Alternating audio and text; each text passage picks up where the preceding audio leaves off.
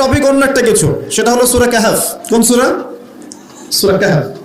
আসুন, এই একটা সূরা সম্পর্কে নবী সাল্লাল্লাহু আলাইহি ওয়াসাল্লাম বলেছেন যে এই সূরাটা যে ব্যক্তি পাঠ করবে প্রত্যেক জুমার দিনে, এক জুমা থেকে আরেক জুমা পর্যন্ত তার জীবনটা নূর দ্বারা ভরে যাবে। এই যে সূরা কাহফ আপনাকে আলো দিচ্ছে। কি দিচ্ছে?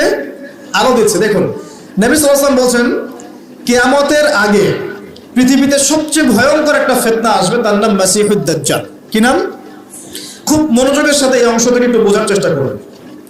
নবীজি বলছেন দাজ্জালের ফিতনা এত মারাত্মক ফিতনা যেটা সম্পর্কে এমন কোন নবী নাই যিনি তার কওমকে সতর্ক করেন নাই। কথা বুঝতে পারছেন? এমনকি নূহ আলাইহিস সালাম পর্যন্ত দাজ্জালের ফিতনা সম্পর্কে তার কওমকে সতর্ক করেছিলেন। ঠিক আছে? নূহ আলাইহিস সালামের যুগটা ছিল এখন থেকে প্রায় 5000 বছর আগে বা 10000 বছর আগে। এত বছর আগের একজন নবীও তার কওমকে দাজ্জালের ফিতনা সম্পর্কে সতর্ক করেছেন। এমন কোন নবী নাই যিনি সতর্ক